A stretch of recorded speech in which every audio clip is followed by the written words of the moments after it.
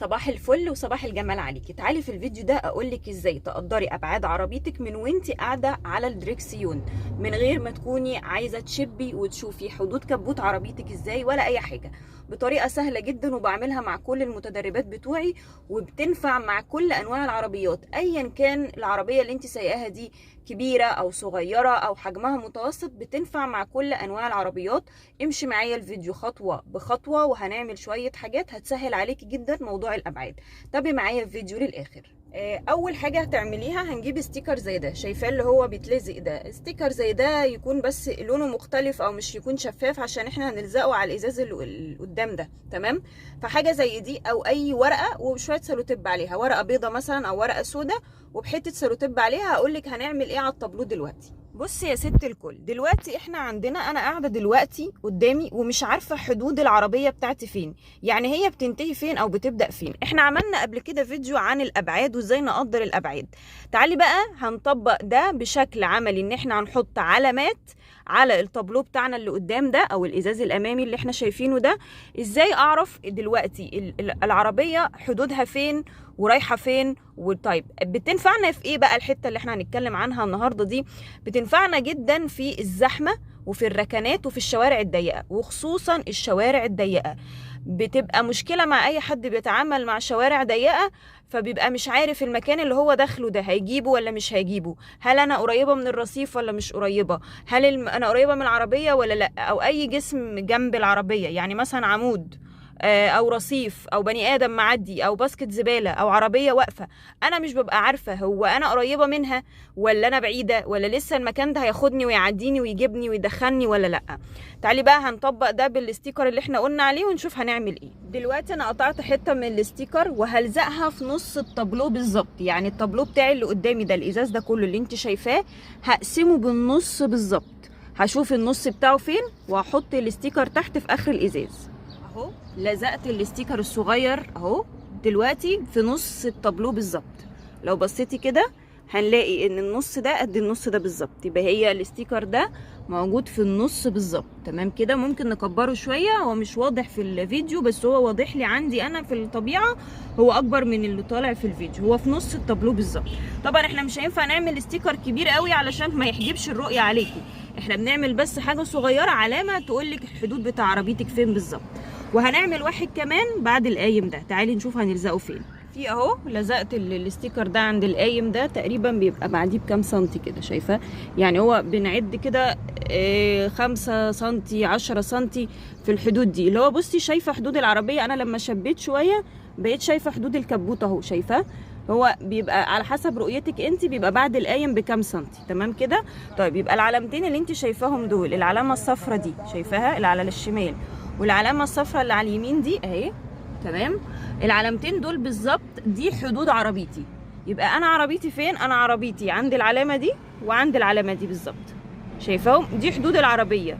دي بقى الجزئين اللي انا هعرف بيهم، اللي شايفه العلامتين دول، شايفاهم؟ دي ودي، دول حدود عربيتي بالظبط، دي حدود كبوت عربيتي. يعني ايه بقى حدود كبوت عربيتي؟ يعني لما اخش دلوقتي في شارع ضيق انا هقولك تعملي ايه بالعلامات دي، او تعرفي المكان ده هيجيبك ولا مش هيجيبك، يعني هيعديكي زي ما احنا بنقول في مصر كده، هيجيبك هيعديك ولا لا، تمام كده. يبقى احنا بنلزق واحد على الشمال اللي هو ده، وبنلزق واحد على اليمين اللي هو في نص الطابلو بالظبط. يبقى دي بتبقى في نص الطابلو، ودي بعد القايم بكام سنتي كده، بشب شويه واشوف الكبوت رايح فين. طيب يعني ايه بقى العلامات دي، او هتعمل لي ايه، او هتفيدني بايه، وازاي اتفادى ان انا اخش شارع ضيق وما اخبطش العربيه بتاعتي، وابقى عارفه حدود العربيه رايحه فين والكبوت ده نهايته ايه.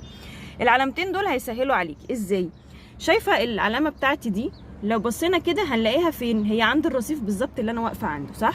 دي على فكره الكاميرا دلوقتي برؤيه عيني بالظبط، يعني انا مش مقدمه ولا مأخره، هي بالظبط هي على حسب ما انت شايفه هنا اهو، هي عند الرصيف بالظبط. يعني ايه هي عند الرصيف؟ ده معناها ان اي حاجه هتيجي عند العلامه دي، ده معناها ان انا واقفه جنبها بس قريبه جدا. تعالي نشوف المسافه بيني، بصي بيني وبينه حته صغننه قوي، يعني يا دوبك انا جنبه بالظبط، ولو دخلت اكتر من كده الموضوع هيبقى خلاص انا شبه هخبط فيه. فهو دلوقتي ظاهر دلوقتي عند العلامه، صح كده؟ بما انه هو ظاهر عند العلامه، يعني ده معناه ان الحاجه اللي انا واقفه جنبها دي، الجسم ده، سواء الجسم ده رصيف، بني ادم، عربيه، عمود نور، مبنى، باسكت زباله، طوبه، اي حاجه انا واقفه عندها جسم جه عند العلامه، يعني ده معناه ان العلامه دي انا خلاص جنب الحاجه دي وقريبه منها. وديكي شفتي، بصي المسافه بيني وبين الرصيف قد ايه، حاجه صغننه. ده رقم واحد. ونفس الكلام هنطبقه هنا، بس تعالي هلف واخلي الرصيف دلوقتي على الشمال، واقول على قصدي سوري، هنخلي الرصيف دلوقتي على اليمين عشان تعرفي هنحدد برضو الرصيف بالعلامه دي بالظبط. طيب دلوقتي انا واقفه، ودلوقتي الرصيف هو بقى على ناحيه اليمين. شايفه لو على حسب رؤيتي انا هو بعد العلامه بشويه، يعني هو طالع عن العلامه بشويه، يعني ده معناه ان انا لسه بيني وبين الرصيف ده مسافه. تعالي نشوف كده، بصي بيني وبينه قد ايه، يعني لسه في شويه. لو قربت اكتر من كده وهو جه عند العلامه خلاص، يعني عدى يعني هو دلوقتي بره العلامه، على حسب رؤيتي انا هو بره العلامه، بره العلامه، يعني ده معناه ان انا بيني وبينه مسافه. تمام كده. لو هو عند العلامه اذا انا بقيت واقفه جنبه قريبه جدا. لو هو عدى جوه في الجزء اللي جوه ده، يبقى ده معناه ان انا لو قربت منه هتخبط. يبقى رقم واحد، العلامات دي لازمتها ايه؟ انا حدود عربيتي في الجزئين دول، ده العلامه دي والعلامه دي. اي حاجه جوه العلامات هنا، ولو انا بقرب منها وهي جوه العلامات، ده معناها ان انا لو قربت منها هتخبط او هخبط في الحاجه او هحك الكبوت بتاعي يحك فيها. طيب لو هي عند العلامات بالظبط، اذا ده معناها ان انا قريبه منها، تمام، او واقفه بيني وبينها مسافه صغيره. لو هي خارج العلامه، يعني ده معناه ان انا بيني وبينها مسافه كبيره. تعالي مثلا نطبق على العلامه دي. شايفه العربيات اللي هناك دي؟ تمام، العربيات اللي واقفه هناك دي هي على حسب رؤيتي هي بعد العلامه، اذا انا لما هعدي واكمل واطلع على طول هي هتبقى بعيده. تمام كده، يعني هي مش هتبقى قريبه مني ولسه بيني وبينها مسافه. لو هي عند العلامه بالظبط زي الرصيف كده، هو دلوقتي الرصيف على حسب رؤيتي هو معدي العلامه بشويه، هو بره، اذا بيني وبينه مسافه صغيره. ولو شفناها على الطبيعه هنلاقي ان المسافه لسه بيني وبينه حبه كويسين. طيب لو قربت اكتر من كده وخليته عند العلامه بالظبط، ده معناه ان هو خلاص كده انا قريبه جدا منه.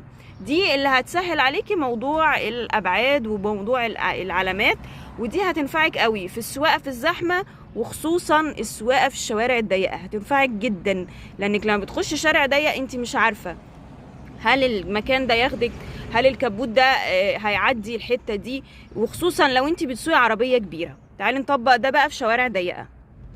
بصي دلوقتي ده انا داخله شارع رايح جاي وفي ناس بتركن. طب انا عايزه اعرف المكان ده هيعديني ولا لا.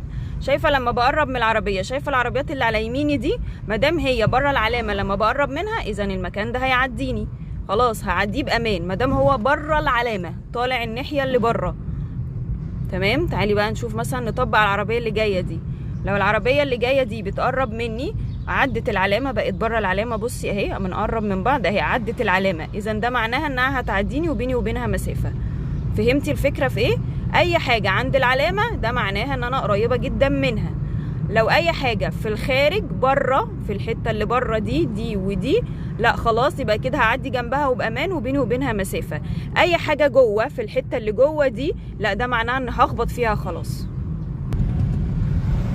يعني نطبق اهو. بصي شايفه العربيات اللي على يميني، ما دام هي بره العلامه على حسب رؤيتي انا، هي بره العلامه الصفراء اللي على اليمين دي، هم بره في الحته اللي بره، اذا ده معناه ان هم خلاص بعاد وبيني وبينهم مسافه. وهكذا لو الحاجات اللي على شمالي دي بره العلامه وطالعه بره، يبقى دي هتعديني برضو وهتجيبني. تعالي نخش الشارع اضيق شويه عشان نطبق عليها القاعده. هو مش ضيق قوي بس هنحاول نشوف واحد اضيق اهو. شايفه انا ماشيه بالهادي خالص اهو. شايفه العربيات اللي على يميني وعلى شمالي هم واقفين فين؟ هم بره، هم بره العلامات. شايفاهم هم فين؟ هم بره العلامات، يبقى ده معناه ان انا بيني وبينهم مسافه وهتعديني. شايفه اهو، ههدي خالص. شايفه العربيه دي اهي طلعت بره العلامات، شايفه طالعه بره اهي العلامه اهي وهم طالعين بره، يبقى ده معناه انها هتعديني وتجيبني وهعديها. يعني ايه؟ همشي وبيني وبينها مسافه. وهكذا شايفه العلامه اللي على اليمين دي اهي هم بره العلامه، هم طالعين بره، هم بره العلامه يعني هم في الاتجاه ده اهي، يبقى كده معناها انها هتعديني وهتجيبني وهعدي بينهم وبيني وبينهم لسه مسافه اهي. شايفه؟ تعالي نخش بقى في شوارع اضيق شويه ونطبق عليها نفس القاعده برضو اهي. بصي انا بحود ومش عارفه الرصيف بيني وبينه قد ايه اهو. شايفه الدنيا ضيقه ازاي؟ شايفه العربيه اللي جايه معديه من جنبي، دي كده كده المكان ضيق، فانا هستناه يعدي. تمام اهو، شايفه عدى، لما عدى العلامه خلاص هو بقى معدي من جنبي. ده شارع اضيق شويه، تعالي نشوفه. بصي هنطبق عليه نفس القاعده. شايفه العربيات اللي على يميني وعلى شمالي بره العلامات، هما في الخارج، في الجزء اللي بره ده، خارج دي وخارج دي، اذا هتجيبني وهتعديني. لو هما جم عند العلامه يبقى ده معناه ان انا قريبه جدا منهم. لو هما جوه في الحته اللي جوه لا، ده مش هتجيبني. تعالي بقى بصي الحته دي اهي، انا داخله بقى اوسع له. شايفه اهو، تعالي نطبق بقى على دي مثلا انا جنبها جدا. طيب انا مش عارفه انا هخبط فيها ولا لا. اهي العلامه اهي، شايفه العلامه اهي، هي براها، اذا معناها ان انا هكسر شويه شمال وهي هتعديني. شايفه اهو، من غير ما اشوف وانا قاعده في مكاني. اهي بصوا بيني وبينها قد ايه، يعني حته صغننه، بس هي عدت العلامه. طب تعالي نطبق على العربيه التانيه دي اللي قدامها. بصي اهي، انا بقرب، شايفه خرجت بره العلامه اهي، وهي هنا. ما دام هي بره العلامه يعني ده معناه ان هي لسه هتعديني وتجيبني، وممكن اعدي من جنبها من غير ما اخبطها. لكن لو هي عند العلامه بالظبط يبقى ده معناه انها قريبه. تعالي نطبق على اللي بعدها كده، نشوف واحده تانيه. بسم الله اهي. تعالي هقرب شويه من على الايه، عشان دايما اغلب المتدربين بيبقوا ان احنا نقدر الابعاد من الناحيه اليمين صعبه، عشان اليمين احنا مش قاعدين ناحيته. اهي علامتي اهي، العربيه الحمراء اهي بعيده صح، ما هي بره، مش عند العلامه ولا هي في الحته اللي جوه، لا هي بره في الجزء ده اهي. بصي هتعديني، هخش هتعديني. بصي بيني وبينها قد ايه، مسافه كويسه برضو. تعالي نطبق على دي برضو اهي، بقرب منها، خلاص قربت، عدت العلامه يعني معناها انها هتجيبني وتعديني اهي. ونفس الكلام بطبقه على الحته دي. تعالي نقرب الناحيه اليمين الشمال سوري اهو، بقرب منها. شايفه اهي عدت العلامه، العربيه الرمادي عدت. العربيه اللي بعدها اهي بقرب منها، خلاص بقت بره الجزء بتاعها ده، بره خلاص الجزء اهو، شايفاه في حته منها بره، يعني ده معناه انها هتعديني وتجيبني. تعالي نطبق على الميكروباص ده. بصي اهي، شايفه بقرب منه، هو بره العلامه اهو، يعني ده معناه ان انا بيني وبينه مسافه صغيره اهي، مسافه حلوه اهي تعديني. ما دام هو بره في الجزء اللي بره ده يبقى هتعديني. جه عند العلامه يعني انا قريبه جدا منه. دخل في الحته اللي جوه دي، كل ما اقرب منه دخل في الحته دي شكرا، يعني ده معناه ان انا لو دخلت وهو هنا هيبقى هخبط فيه. تعالي بقى بصي، ده الشارع ضيق جدا وقابلني واحد في وشي. تعالي بصي بقى، بصي الرصيف، انا عايزاكي تبصي على الرصيف وتبصي عليا. بصي الرصيف اهو عند العلامه، ده معناه انها هتجيبني ودخلتني، والراجل اللي جنبي عديته. تمام كده اهو. هدخل دلوقتي شارع ضيق وهنطبق عليه نفس القواعد اهو. شارع ضيق تمام كده. بص على يميني وعلى شمالي، العربيات خارج العلامه، شايفه اهي، هي في العلامه دي وعدتها، وهنا هم معديينها، يعني ده معناه ان انا هدخل وهتجيبني الحته دي وهتعديني. كل ما اقرب، شايفه النيسان اللي جنبي دي اهي عدت العلامه اهي، وهي خرجت بره العلامه، يعني معناها ان انا هعدي من جنبها عادي بامان ومش هخبطها اهو. نفس الكلام هنطبق على دي. بص الحته دي ضيقه قوي لان في عربيه داخله الجراج وراكنه. طيب انا عايزه اعرف هتجيبني ولا مش هتجيبني، هحضن شويه على شمالي واهو، شايفه العلامات، شايفه العربيه اهي خرجت بره العلامه اهي، العلامه اهي والبتاع خرجت، يبقى ده معناها هتجيبني. طب هي هنا خلاص، هي عند العلامه، يعني معناها ان انا قريبه جدا. هعديها واخد بالي واحده واحده خالص، واحضن شويه على الشمال واكمل، وعادي جدا هتاخدني اهي. شايفه العربيات اللي على يميني وعلى شمالي هم بره العلامات، طول ما هم في الجزء اللي بره ده والجزء اللي بره ده كده هتعديني. خلاص فهمت القاعده؟ حلوه قوي وهتنفعك جدا في الشوارع الضيقه.